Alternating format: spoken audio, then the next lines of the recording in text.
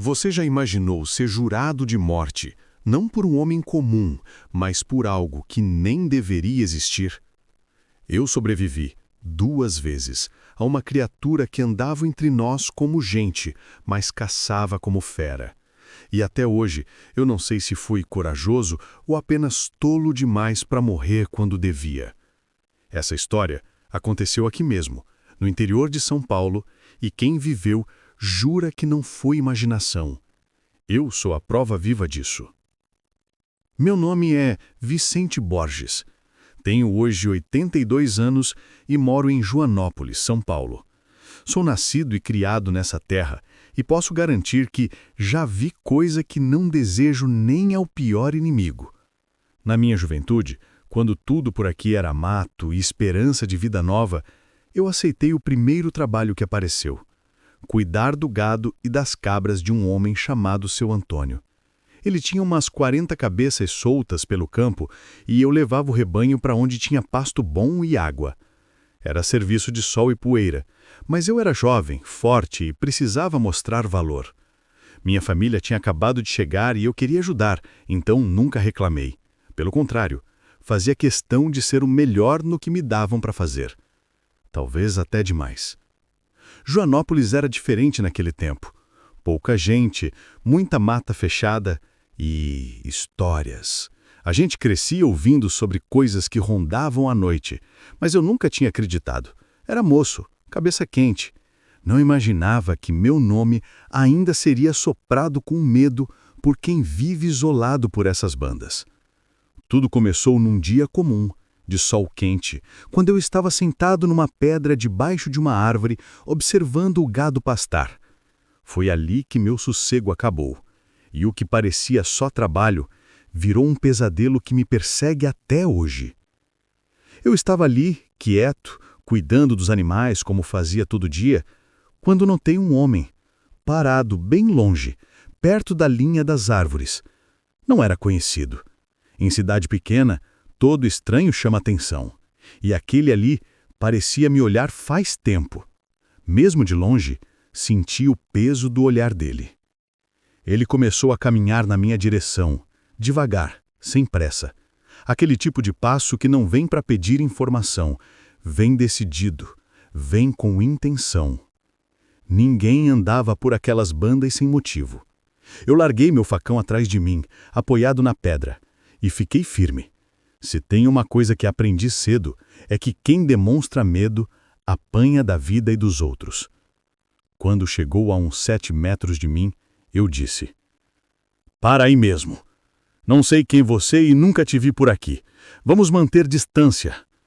O homem sorriu, mas era um sorriso maldoso, torto. "Menino", ele disse, "eu vou pegar um bezerro e você vai fingir que não viu nada. Assim eu te deixo viver." Meu sangue ferveu. Eu era novo, mas não era frouxo. "É mais fácil eu te dar uma surra com essa corda do que deixar você levar um animal daqui." Ele deu um passo para frente. Eu puxei o facão. Quando ele viu o brilho da lâmina, recuou 2 passos, mas o sorriso sumiu. "Pensa que não sei onde tu mora. Eu sei quem tu é. Tenho te observado. Não vai escapar. Um dia tu paga por ter puxado arma para mim." Ele foi se afastando devagar, sem virar as costas, até sumir na estrada. Eu fiquei ali duro. Naquele tempo, quem jurava a morte cumpria, e aquele homem jurou. Quando o sol baixou e levei o gado para o cercado, fui direto para casa e contei tudo para o meu pai. Ele ficou branco. Era homem vivido, conhecia bem esse tipo de ameaça. "No primeiro raio de sol, você vai para a casa do seu tio falecido. Lá ninguém te encontra. Não discute comigo."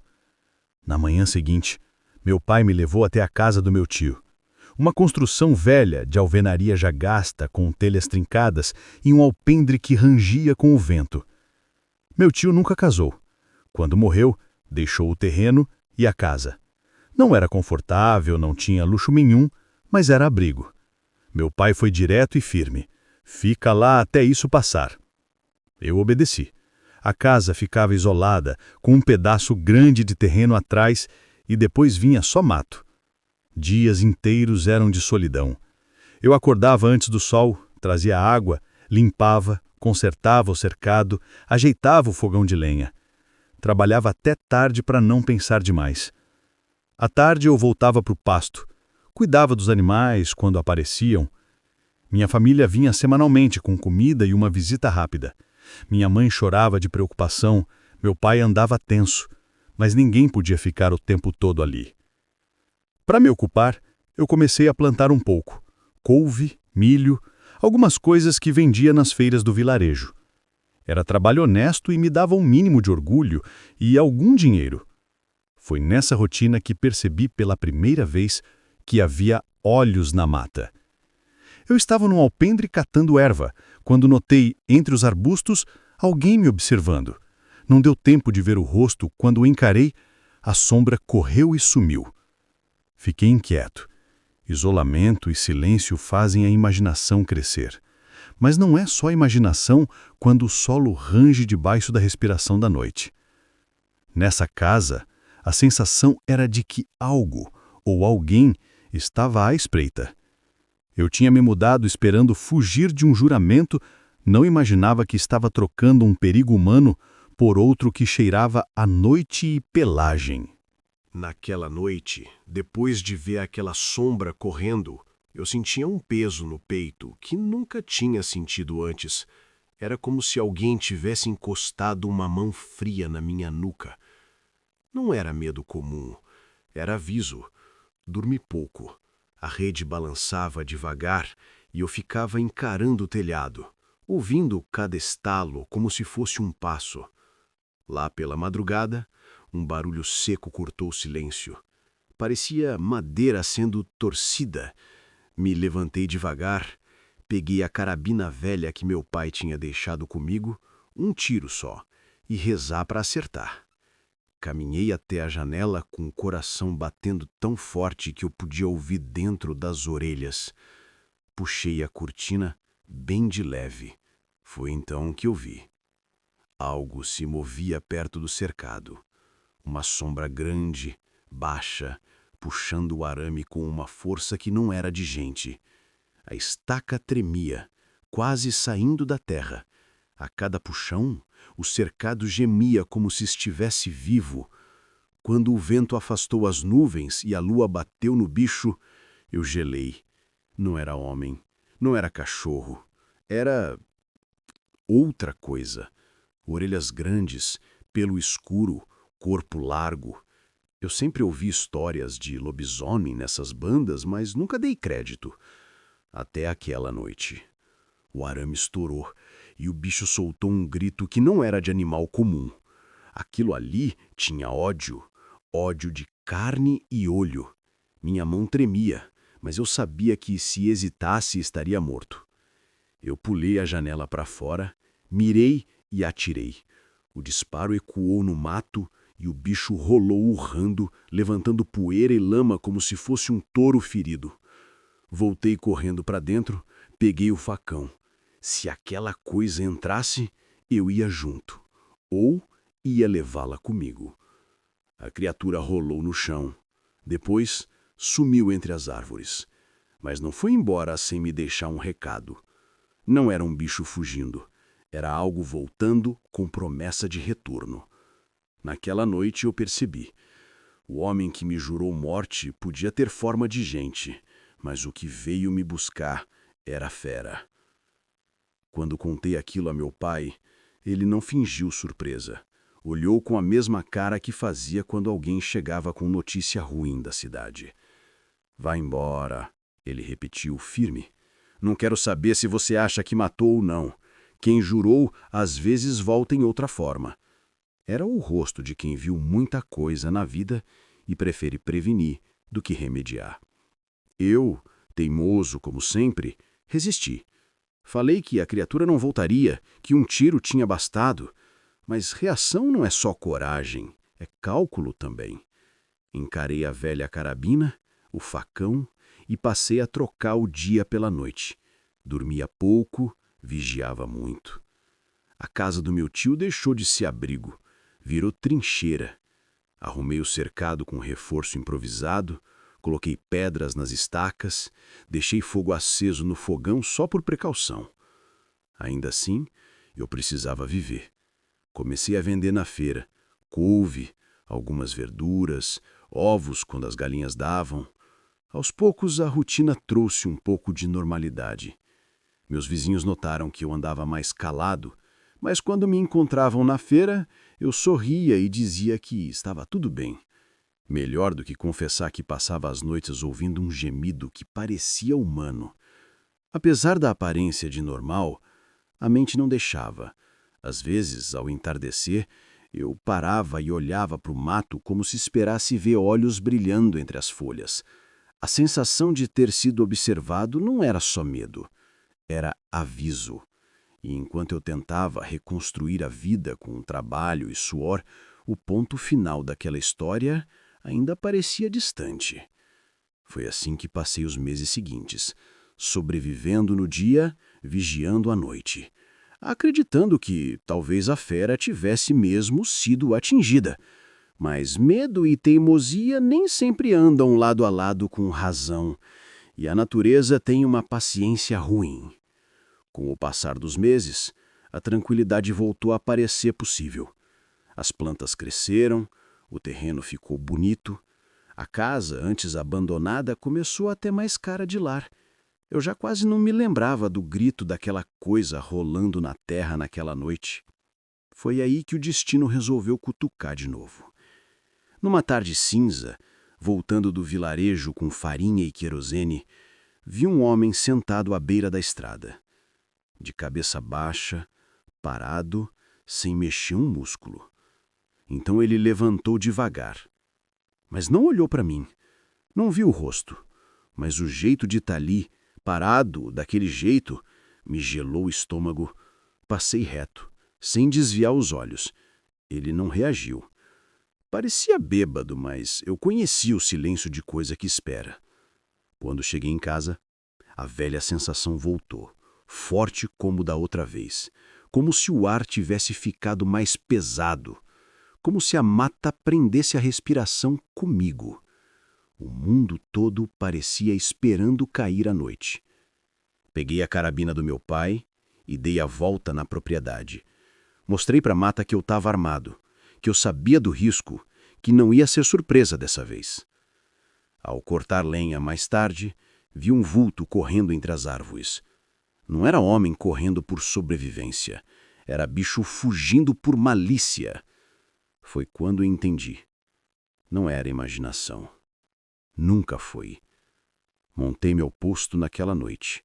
Sem fogo, sem luz, roupa grossa, escondido no meio da plantação. Se viesse para me pegar, não seria dentro da casa. E ali fiquei, horas, no frio úmido, de bruços, com a arma no peito e o facão ao lado. A noite chegou, sem pressa, como se soubesse que eu estava contando cada segundo. Meu coração parecia bater no mesmo ritmo que os galhos estalavam ao vento. Eu não rezava fazia anos, mas ali, naquela terra encharcada e escura, eu pedi para ver o sol de novo.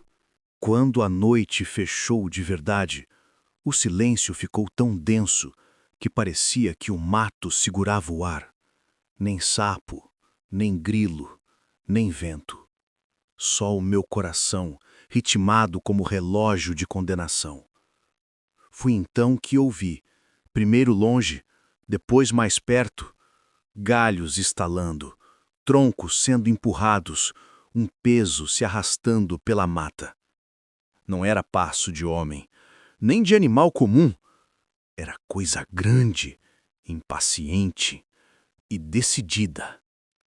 De repente, um estrondo. O cercado cedeu como se fosse feito de papel. Estacas voaram para trás e o arame bateu na terra com violência. A criatura entrou, bufando como touro e urrando como quem carrega ódio acumulado em séculos. Foi direto para a porta dos fundos da casa e se jogou com tanta força que a porta evergou. Mais uma pancada e eu sabia, na próxima, entraria. Lá de fora, escondido na plantação. Eu ouvia a casa sendo destruída, madeira rompendo, cacos de vidro caindo, móveis arrastados. Às vezes, no meio do barulho, vinha um som que não era animal. Um ruído rouco, meio humano, como se o próprio inferno estivesse tentando formar palavras de raiva. Eu permaneci imóvel, suando frio. Minha mão tremia, mas eu prendia o fôlego para não fazer barulho nenhum. O bicho saiu da casa depois de vasculhar tudo e começou a farejar o terreiro. Andava ora em 4 patas, ora erguia o tronco como homem, cheirando o ar, procurando. Eu era a caça. Chegou perto, muito perto. Eu podia ouvir a respiração pesada, sentia o bafo quente e podre no vento. Minha alma parecia querer sair pela garganta. E aí, ele parou, como se tivesse sentido algo. Apenas uma pergunta atravessou minha mente nesse instante. E se eu errasse o tiro dessa vez? Eu segurei a arma e esperei o momento. A história não acaba aqui, e nem o pior tinha chegado. Quando a criatura chegou a uns 10 metros de mim, eu sabia, ou eu respirava e atirava, ou morria ali mesmo, enterrado no barro que eu tinha plantado com minhas próprias mãos. Ela avançou um passo, o pelo eriçado, o focinho úmido, farejando como se pudesse enxergar meu medo no ar. Eu puxei o gatilho. O tiro quebrou o silêncio como raio em tempestade. A fera gritou, um grito que misturava dor e ódio tão profundo que parecia vir do chão. Ela tombou para o lado, rolando entre o mato, mas ainda viva. Senti minha perna tremer, mas não deixei o facão cair. Se viesse para cima, eu ia até o fim. A criatura se levantou cambaleando. O sangue escuro pingava na terra e os olhos, mais humanos do que antes. Tinha fúria, mas também surpresa, como se não acreditasse que eu teria coragem de enfrentar aquilo uma segunda vez. Ela rosnou baixo, recuou e correu em disparada pelo mesmo caminho de onde veio. Cada passo dela ecoava como martelo batendo no peito. Eu fiquei ali, respirando o barro, tremendo, sem saber se agradecia por viver ou se temia que aquilo voltasse com mais raiva ainda. Silêncio.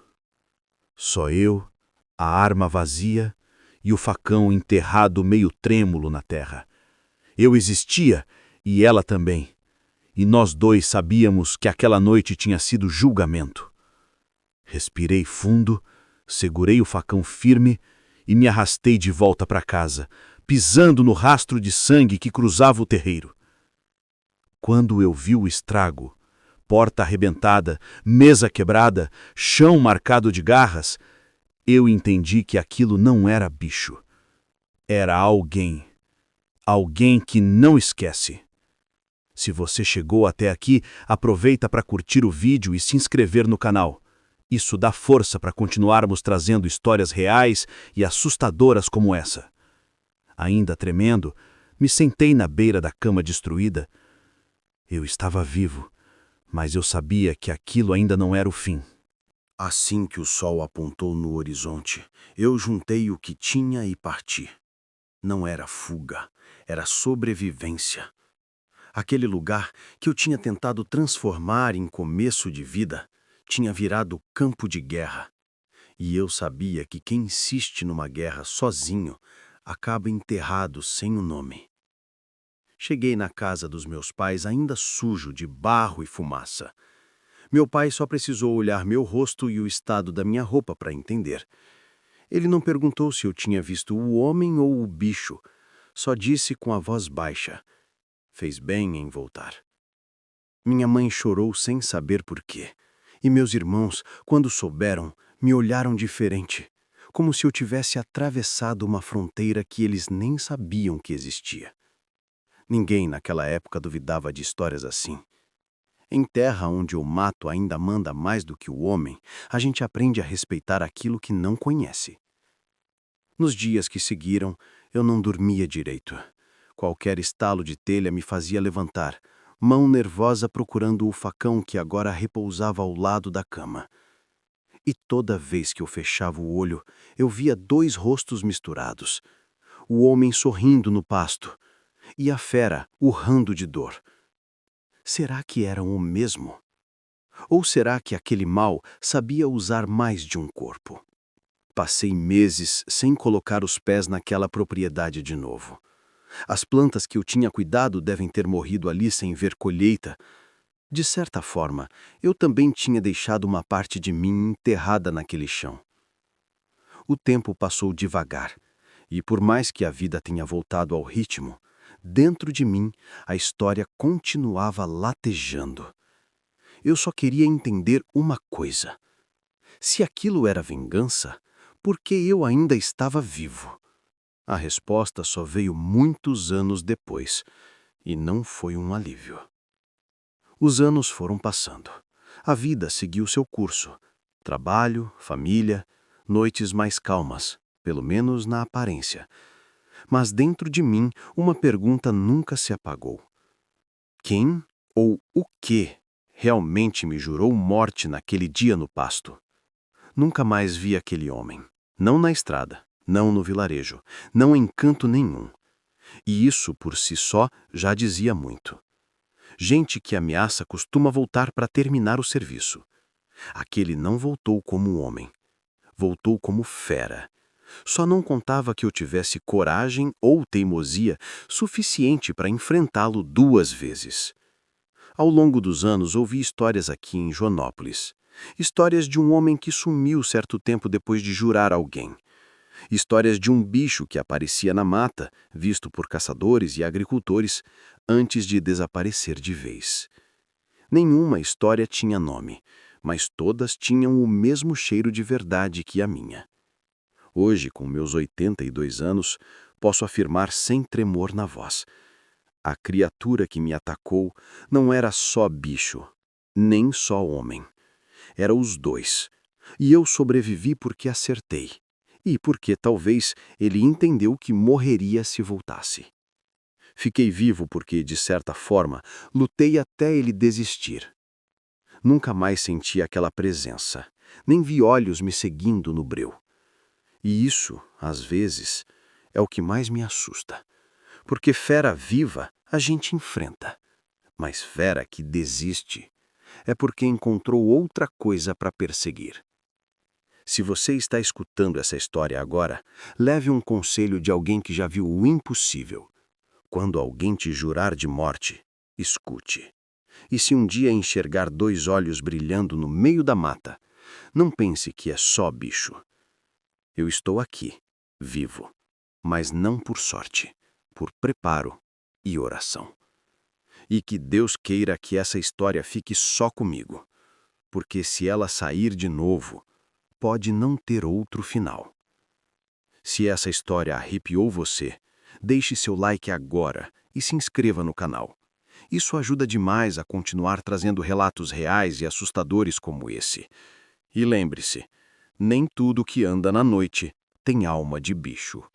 E nem todo homem dorme como gente.